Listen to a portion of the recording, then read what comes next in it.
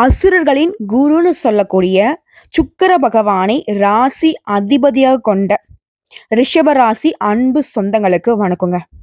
எல்லாரும் எப்படி இருக்கீங்க? உங்களுடைய உடல் நலம் சிறப்பா இருக்கா? மனநலம் சிறப்பா இருக்கா? உடல் நலத்தை விடுங்க, மனநலம் தான் கெட்டு சீரழியுது. ரிஷபத்துடைய இப்ப இருக்கக்கூடிய மனநலம் இதுவாதான் இருக்கு. ரிஷப ராசி அப்படின்னாவே ரொம்ப நல்லவங்க, ரொம்ப ரொம்ப ரொம்ப நல்லவங்க. இதுதான் ரிஷபத்திற்குரிய பெரிய மைனஸாவே இருக்கு.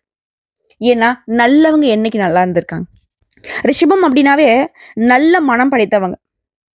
சுயநலம் நிறைந்த உலகத்துல மத்தவங்களுக்கு உதவி செய்யணுங்கிற மனப்பான்மையோடு வாழக்கூடியதுல ரிஷபமும் ஒண்ணு. முக்கியமானவங்கன்னு வச்சுக்கோங்க.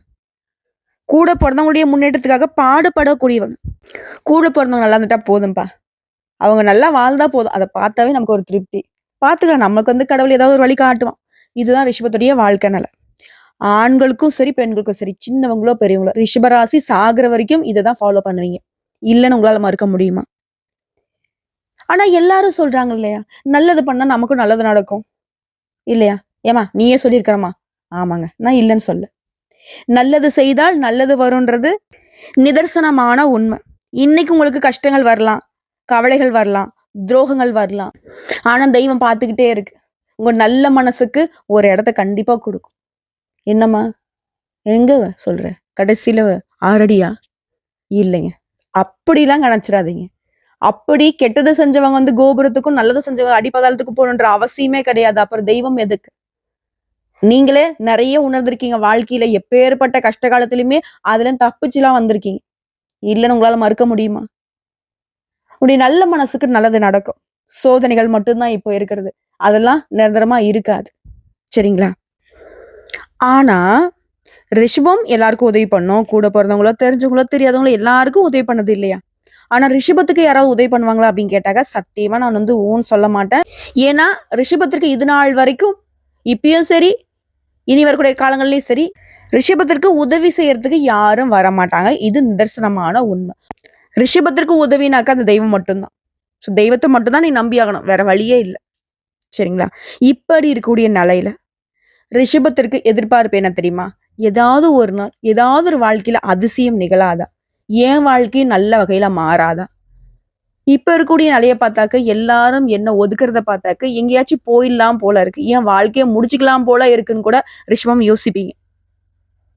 அதற்கு வழி பிறந்திருக்கு. என்னன்னா தலைப்பு பார்த்திருப்பீங்க, மறுபிறவி எடுக்கக்கூடிய நேரங்க. ஒரு சிலர் சொல்லுவாங்களே, எப்பா சாமி செத்து பொழைச்சா மறுஜென்மம் எடுத்த மாதிரி, இது மறுபிறவி எடுத்த மாதிரி இருக்கு அப்படின்னு சொல்லுவீங்க இல்லையா? அப்படி ஒரு அமைப்பு தான் இப்போ நீங்க அனுபவிக்க போறீங்க. சோ ரிஷபத்துடைய வாழ்க்கையில ஒரு அதிசயம் நிகழப்போகுது. ஆனா உசுரே போனாலையும் இந்த ஒரு விஷயத்த மட்டும் ரிஷபம் செய்யக்கூடாது.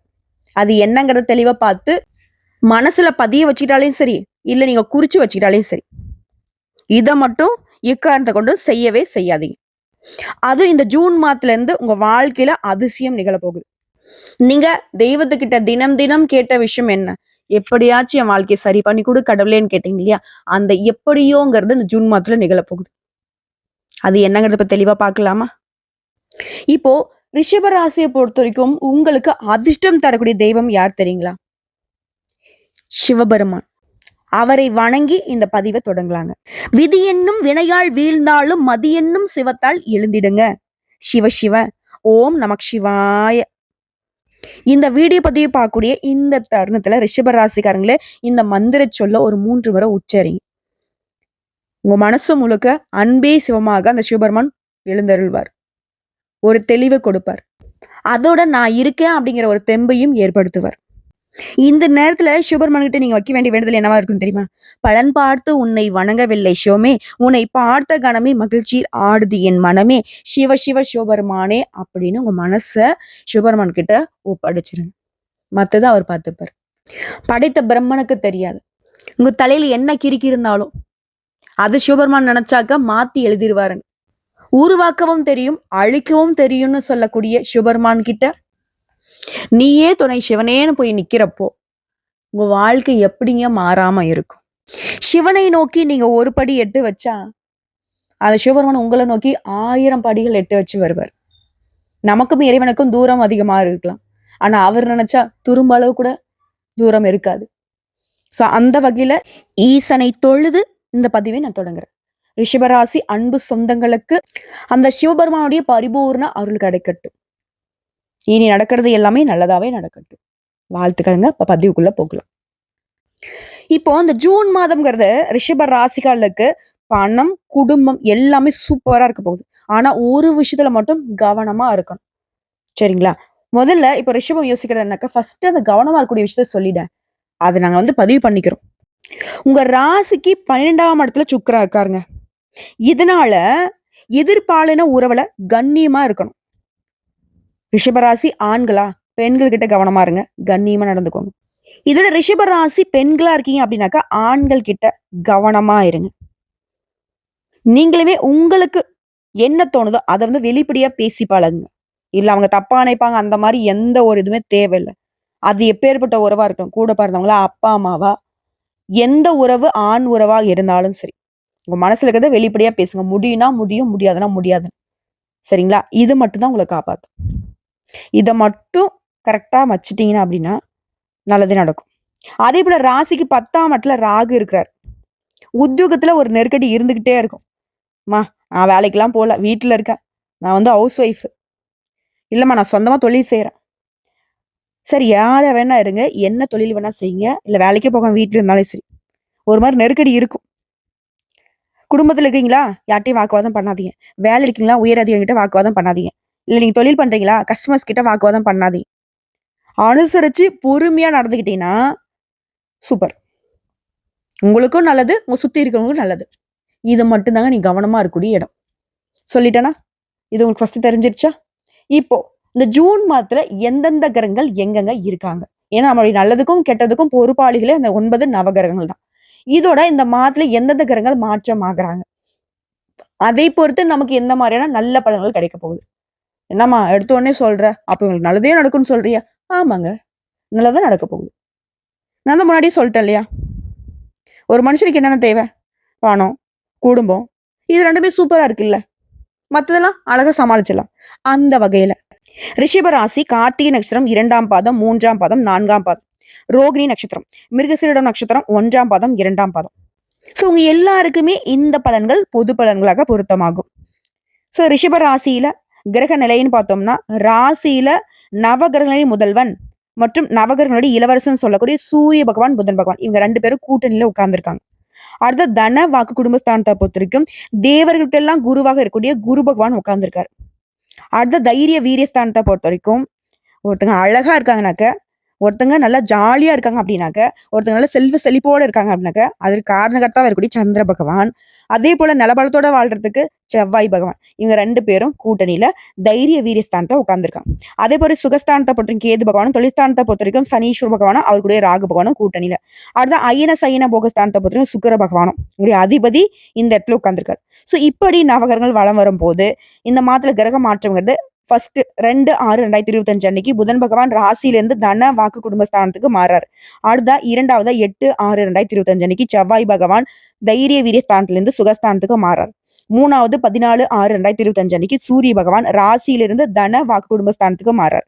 4வதா 22/6/2025 அன்னைக்கு புதன் பகவான் தன வாக்கு குடும்பஸ்தானத்திலிருந்து தைரிய வீரிய ஸ்தானத்துக்கு மாறாரு.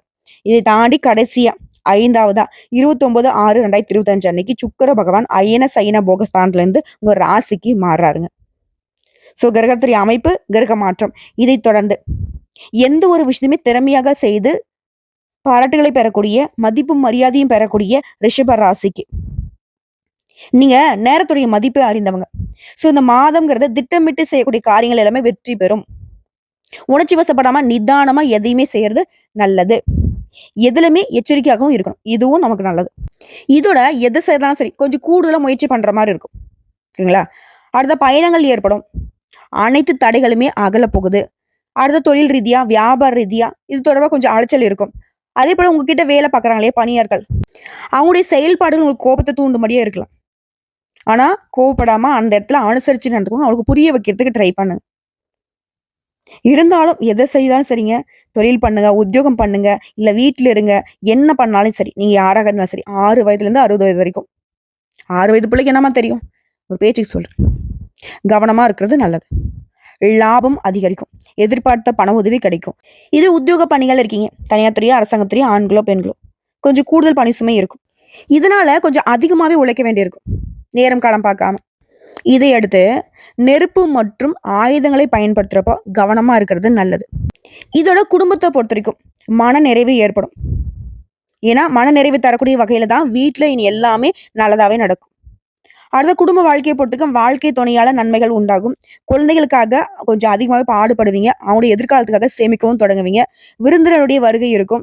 உறவுக்காரங்க, நண்பர்கிட்ட திடீர் கருத்து வேற்றுமை உண்டாகறதுக்கு வாய்ப்பு இருக்கு. இதுதான் நான் சொல்றேன். நிதானம் தேவை. என்ன பேசுறாங்க? ஏது பேசுறாங்க? ஃபர்ஸ்ட் வந்து பொறுமையா கேளுங்க. அதுக்கப்புறம் அங்க பேசுறது ஒர்த்தா? நம்ம பேசுனா வந்து பார்த்தீங்கன்னா, அவங்க புரிஞ்சுப்பாங்களா? அப்படின்றத யோசிச்சு பேசுங்க. ஒரு சில இடங்கள்ல அமைதியா இருக்கிறது கூட சிறப்பு தான். சரிங்களா? இதுல ஒரு சிலரு உங்களுடைய குழந்தைகள வந்துட்டு படிக்கிறதுக்காக வெளிநாட்டுக்கு அனுப்பி வைக்கணுன்ற முயற்சியில இருப்பீங்க. அந்த முயற்சிகள் வெற்றி பெறும். பெண்கள பொறுத்தவரைக்கும் உணர்ச்சி வசப்படாம எதையுமே சிந்தித்து செயல்படுறது ரொம்ப நல்லதுங்க. நிச்சயமா அப்படின்னாவே ஆண்களோ, பெண்களோ கொஞ்சம் வந்து உணர்ச்சி வசப்படுவீங்க. எடுத்தோம் கவுத்தோன்னு சில விஷயங்கள செஞ்சுருவீங்க. அதுவும் பாசம்னு வந்துட்டா போதும். எதையுமே பார்க்க மாட்டீங்க. அதெல்லாம் கொஞ்சம் நிறுத்தி பார்த்தீங்கன்னாக்கா, அந்த பாசத்துல பாசம் இருக்கா, வேஷம் இருக்காங்கன்ற அந்த நாடகம் தெரிஞ்சு போயிரும். அதேபோல கடின முயற்சியின் பெயரால உடைய காரியங்கள் எல்லாமே வெற்றி பெறும். எந்த அளவுக்கு உழைப்பு போடுறீங்களோ, அந்த அளவுக்கு உயர்வு இருக்குங்க. சரிங்களா? அதான் கல்லு போட்டாக்க தண்ணி மேல வரும்னு சொல்லுவாங்க இல்லையா? அந்த மாரி உழைப்பு போடுங்க. உயர்வு தன்னால உங்கள தூக்கிட்டு போய் மேல வைக்கும். அதேபோல அரசியல்வாதிகள், உங்கள சார்ந்துள்ள கட்சிகள்ல தொண்டர்களுக்கும், நெருங்கியவர்களுக்கும் மிகப்பெரிய உதவிகளை செய்து பாராட்டுகளை பெற போறீங்க. அதேபோல மேலிடத்துல உங்களுக்கு சந்தோஷமான செய்திகள் வந்து சேரும். அடுத்த கலைத்துறையில இருக்கவங்களுக்கு படிப்படியான வளர்ச்சியை காண போறீங்க. வருமானம் நல்லா இருக்கும். ரசிகர்களுக்கு கொஞ்சம் செலவு செய்வீங்க. அதே போல சக கலைஞர்களாலையுமே நன்மைகளை அடைய போறீங்க. புதுசா வண்டி வாகனம் வாங்கக்கூடிய வாய்ப்புகள் கிடைக்கும். அடுத்து மாணவர்களுக்கு கல்வியில முன்னேற்றம் காண அதிக முயற்சி செய்து பாடங்களை படிக்க வேண்டிய சூழ்நிலை இருக்கு. ஆனா அந்த படிப்பு மட்டும் தான் உங்களுக்கு உயர்வை தரும். அதையும் மனசுல வச்சுக்கோங்க. வண்டி வாகனத்துல போகிறப்போ இது பொதுவா ரிஷபராசிகளுக்கு கவனம் தேவை. ஆண்களோ, பெண்களோங்க. சரிங்களா? இதோட தனிப்பட்ட முறையில ஒவ்வொரு விஷயத்தையும் நான் பிரிச்சு சொல்றேங்க. கல்விய பொறுத்தவரைக்கும் இந்த ஜூன் மாதத்துல சூரிய பகவான் உங்க ராசியில இருக்காரு. இதனால முதல்ல இருக்கக்கூடிய 15 நாட்கள் கல்வி வந்து மிக சிறப்பா இருக்கும். பொதுத் தேர்வு, போட்டித் தேர்வுக்கு தயாராகவங்களுக்கு படிப்புல நல்ல முன்னேற்றம் இருக்கும். உத்தியோகம், தொழில்ல புதிய முயற்சிகள் கை கொடுக்கும். புதிய வேலைக்கு முயற்சி பண்றீங்களா? நீங்க எதிர்பார்த்தபடியே நல்ல வேலை கிடைக்கும். அதே போல உத்தியோகம். உத்தியோகத்த பொறுத்தவரைக்கும் உங்களுடைய திறமைக்கு ஏற்ற அங்கீகாரம், பதவி உயர்வு உள்ளிட்ட சலுகைகள் கிடைக்கும். இதோட பொருளாதாரத்துல முன்னேற்றம் காணப்படும். குழந்தைகளுடைய வளர்ப்புல சிறப்பா செயல்பட போறீங்க. நீங்க இறங்கிய காரியங்கள் எல்லாமே வெற்றி கிடைக்கும். உத்தியோகம், தொழில், வீடு இது போன்ற இடங்கள்ல இடமாற்றம் நிகழும். அடுத்து பண விஷயத்த பொறுத்திருக்கும். தனஸ்தானத்தை பொறுத்திருக்கும் குரு பகவான் இருக்காருங்க. பணவரவு இதனால ரொம்ப சிறப்பா இருக்கும். கடந்த காலங்கள்ல இருந்த நெருக்கடிகள் எதுவுமே இருக்காது. படிப்படியா விலக ஆரம்பிக்கும். கடன் சுமை குறையும். அதே போல 2ஆம் இடத்துல புதன் பகவான் இருக்கிறதுனால தொழில் அற்புதமா இருக்கும். உங்களுடைய வருமானத்துல உயர்வு மட்டும் இல்லைங்க. குடும்பத்துல கூடிய எல்லாருடைய வருமானமே உயர போகுது. குடும்பத்துல மகிழ்ச்சி அதிகரிக்க போகுது. அடுத்த குடும்பங்க. வாழ்க்கை துணைக்கிட்ட அப்பப்ப சின்ன சின்ன கருத்து வேறுபாடு ஏற்பட்டாலும் அந்யோன்யமே அதிகமா இருக்கும். குழந்தை உறவு பக்கபலமா இருக்கும். உறவுக்காரனுடைய வருகையினால வீட்டுல மகிழ்ச்சி ஏற்படும். பெண்களுக்கு உத்தியோகம், தனிப்பட்ட வாழ்க்கை எல்லாமே எதிர்பார்த்த காரியங்கள் நல்லபடியா நடக்கும். இதோட எந்த விஷயத்தை எடுத்தாலும் சரிங்க, அவசரப்பட்டு திடீர் முடிவு எடுக்கக்கூடாது. மாசத்துல முதல்ல இருக்கக்கூடிய வாரங்கள்ல பயணங்களின் போது ரொம்ப எச்சரிக்கையா இருக்கணும். ஏன்னா விரையாதிபதி செவ்வாய் வந்து 3ஆம் இடத்துல இருக்கிறதுனால சில பிரச்சனைகளை உருவாக்குவார். ஓகேங்களா? இத மட்டும் கொஞ்சம் பார்த்துக்கோங்க. சும்மா சிம்பிளா சொல்லணும்னா, ரிஷப ராசிக்காரர்களுக்கு இந்த ஜூன் மாதம்ங்கிறது ஆடம்பரங்களை அனுபவிக்கக்கூடிய வாய்ப்பு கொடுக்கும். வேலையில, தொழில்ல முன்னேற்றத்தை கொடுக்கும். உங்களுடைய கனவுகள் எல்லாமே நிறைவேறக்கூடிய வாய்ப்பு உண்டாகும். வீட்ல சின்ன சின்ன கருத்து வேறுபாடுகள் ஏற்பட்டு அமைதி இல்லாம போறதுக்கு வாய்ப்பு இருந்தாலும், கடைசியில குடும்பத்துல சந்தோஷத்துக்கு குறைவில்லாம போகும். அதேபோல நீங்க செய்யக்கூடாத விஷயம்னு பார்த்தோம்னாக்கா, வாக்குவாதத்த தவிர்த்துக்கோங்க.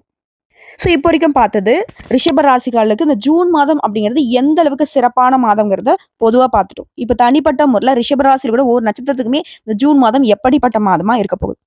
முதல்ல இருக்கக்கூடிய கார்த்திகை நட்சத்திரம் 2ஆம் பாதம், 3ஆம் பாதம், 4ஆம் பாதம். எதிலுமே தனித்து நின்று சாதனை படைக்கும் உங்களுக்கு இந்த ஜூன் மாதம் அதிர்ஷ்டமான மாதங்க. உங்க லாபாதிபதி குரு பகவான் தன, குடும்ப வாக்குஸ்தானத்துல சஞ்சரிக்கிறனால எடுத்த வேலைகள் எல்லாமே வெற்றியாகும். தடைப்பட்ட முயற்சிகள் இப்ப நடக்கும். குடும்பத்தில் இருக்கக்கூடிய நெருக்கடிகள் விலக ஆரம்பிக்கும். பணவரவு அதிகமாகும். வியாபாரம், தொழில் இந்த தடைகள் விலகுது. ஜென்ம ராசிக்குள்ள உங்க நட்சத்திரநாதன் சூரியன் சஞ்சாரம் இருக்கிறதுனால எந்த ஒரு விஷயமே வேகமா செய்ய போறீங்க. நினைச்சதை உடனே சாதிக்கக்கூடிய எண்ணங்கள், வேகங்கள் உங்களுக்குள்ள இருக்கும். உடல்நிலையில இருந்த பாதிப்புகள் சரியாகும். உங்க வேலையில அனைத்துமே வெற்றி பெறும். இந்த நேரத்துல தாயாருடைய உடல் ஆரோக்கியத்துல கவனம் வச்சுக்கோங்க.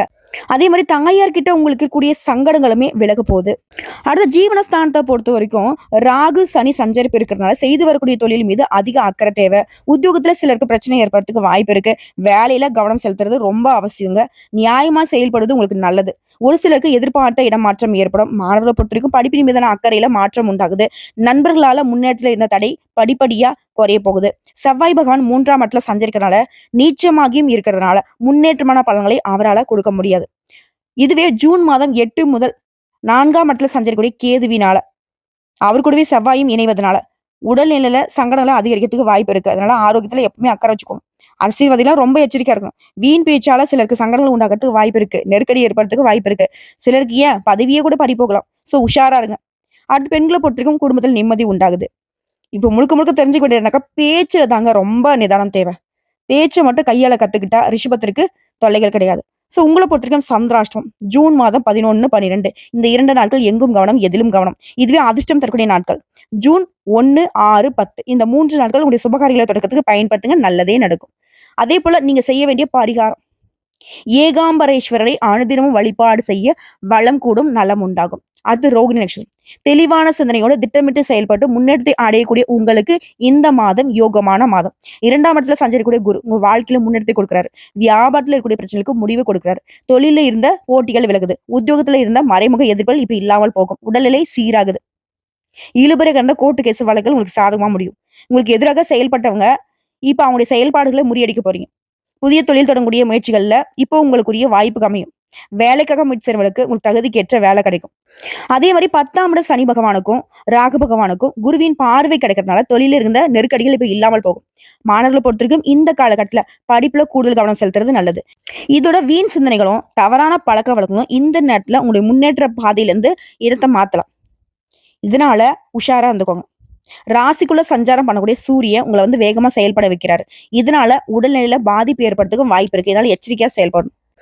மேலும் ஒரு சிலர் புதுசா இடம் வாங்குறது, வீடு வாங்கக்கூடிய யோகம் இருக்கு. அரசியல்வாதிகளுக்கு தலைமை கிட்ட ஆதரவு உண்டாகுது. உங்களை பொறுத்தவரைக்கும் சந்திராஷ்டம் ஜூன் மாதம் 12, 13 இந்த 2 நாட்கள் எங்கும் கவனம், எதிலும் கவனம். இதுவே அதிர்ஷ்டம் தரக்கூடிய நாட்கள்னு பார்த்தோம்னாக்கா ஜூன் மாதம் 2, 6, 11 இந்த நாட்களும் உங்களுடைய சுபகாரியங்கள் எடுத்துக்கிறதுக்கு பயன்படுத்துங்க. நல்லதே நடக்கும். உங்களை பொறுத்தவரைக்கும் பரிகாரம் அனுதினமும் மகாலட்சுமி தாயாரை வழிபாடு செய்ய நன்மைகள் உண்டு. அடுத்து மிருகசீரிடம் நட்சத்திரம் 1ஆம் பாதம், 2ஆம் பாதம். தைரியமாக திட்டமிட்டு செயல்பட்டு முன்னேற்றத்தை அடையக்கூடிய உங்களுக்கு இந்த ஜூன் மாதம் நன்மையை தரக்கூடிய மாதம். உடைய நட்சத்திரநாதன் செவ்வாய் 3ஆம் இடத்துல ஜூன் 8ஆம் தேதி வரைக்கும் சஞ்சாரம் பண்றாரு. அவர் நீச்சம் அடைந்திருப்பதால முன்னேற்றம் அப்படிங்கிறது எதிர்பார்த்த அளவுக்கு இல்லாமல் போகலாம். ஆனா அதன் பிறகு சுகஸ்தானத்துல சஞ்சரிக்கூடிய கேதுவும் அவர்களுடைய இணைவதனால தன குடும்ப வாக்குஸ்தானத்தை சஞ்சரிக்கூடிய குரு உங்களை பார்க்கறதுனால எடுக்கக்கூடிய முயற்சிகளையும் வெற்றியாக்கி கொடுக்கிறார். குடும்பத்தில் நிம்மதியான சூழ்நிலையை உருவாக்குறாரு. நிதி நிலையில உயர்வை கொடுக்கிறார். உடைய செல்வாக்கை அதிகரிச்சு வைக்கிறார். எதிர்ப்பு வழக்கு இந்த நிலையில மாற்றம் உண்டாகுது. இத்தனை நாட்களாக இதே பறிகொடுத்த மாதிரி இருந்த உங்களுக்கு இனி முன்னேற்றமான நிலை ஏற்பட போகுது. உடைய செல்வாக்கு உயருது. உறவுக்காரங்கள் வகையிலும் சரி, நண்பர்கள் வகையிலும் சரி, உங்களுக்கு வளர்ச்சியை கண்டு ஆச்சரியப்படக்கூடிய அளவுக்கு உயர்வை பார்க்க போறீங்க. எடுக்கக்கூடிய முயற்சிகள்ல எல்லாமே வெற்றி கிடைக்கும். ஒரு சில புதிய தொழில் தொடங்குவீங்க. இதே போல வேலைக்காக முயற்சி செய்யறவங்களுக்கு இந்த காலங்கிறது யோகமான காலம். தொழிலை விரிவு செய்வீங்க. உத்தியோகத்துல இருக்கவனுக்கு எதிர்பார்த்த இடமாற்றம், பதவி உயர்வு கிடைக்கும். ஒரு சிந்தனையில தெளிவு உண்டாகும். புதுசா இடம் வாங்குறது, வீடு கட்டுறது இது போன்ற முயற்சிகள் வெற்றி கொடுக்கும். வங்கியில கேட்டிருந்த கடன் கிடைக்கும். அதே போல வேளாண்மையில முன்னேற்றம் உண்டாகுது. குடும்பத்துல சுபிக்ஷமான நிலை இருக்குது. கணவன் மனைவி கிட்ட இருந்த நெருக்கடிகள் விலகுது. மாணவர்களுக்கு இந்த காலகட்டத்துல படிப்புல கூடுதல் கவனம் செலுத்துவது நல்லது. உங்களை பொறுத்தவரைக்கும் சந்திராஷ்டம் ஜூன் மாதம் 13, 14 இந்த 2 நாட்கள் எங்கும் கவனம், எதிலும் கவனம். இதுவே அதிர்ஷ்டம் தரக்கூடிய நாட்கள் பார்த்தீங்கன்னா ஜூன் மாதம் 6, 9 இந்த 2 நாட்களும் ஒரு சுபகாரியங்களோட தொடக்கத்துக்கு பயன்படுத்துங்க. நல்லதே நடக்கும். சோ உங்களை பொறுத்த வரைக்கும் பரிகாரம் ஆணுதினமும் வைத்தீஸ்வரரை வழிபாடு செய்ய சங்கடங்கள் நீங்கும், சந்தோஷம் நிலைக்கும். சோ இப்ப வரைக்கும் பார்த்தது ரிஷப ராசிகளுக்கு பொது பலன்கள், நட்சத்திர பலன்கள், பரிகாரங்கள் எல்லாமே பார்த்திருக்கோம். இப்போ பொதுப்படியா பரிகாரம்ங்கிறது ஒவ்வொரு வெள்ளிக்கிழமைகளையும் மகாலட்சுமி தாயாருக்கு தீபம் ஏற்றி வழிபாடு செய்ய பொருளாதார சிக்கல்கள் தீரும், செல்வ செழிப்பு மேலோங்கும், பணவரத்து கூடும், மனசுல மகிழ்ச்சி உண்டாகும். உங்களுக்கு அதிர்ஷ்டம் தரக்கூடிய கிழமைகள் திங்கள், புதன், வியாழன். அதே போல சந்திராஷ்டம் அப்படிங்கிறது பொதுவா 12, 13 இந்த 2 நாட்கள் ரொம்ப கவனமா இருக்கணும். இதுவே அதிர்ஷ்டம் தரக்கூடிய தினங்கள்னு பார்த்தோம்னா ஜூன் மாதத்துல 23, 24 இதை உங்களுக்கு நல்ல காரியங்கள் இருக்கிறதுக்கு பயன்படுத்திக்கோங்க. சோ ஒட்டு மொத்தமா அந்த ஜூன் மாதம் ரிஷப ராசிகளுக்கு அதிர்ஷ்டத்தை தரக்கூடிய மாதமா தாங்க இருக்கு. அழகா பயன்படுத்துங்க. வாழ்க்கையில முன்னேறுங்க. தெய்வத்துடைய அனுகிரகம் உங்களுக்கு பக்கபலமா இருக்கு. வாழ்த்துக்கள்.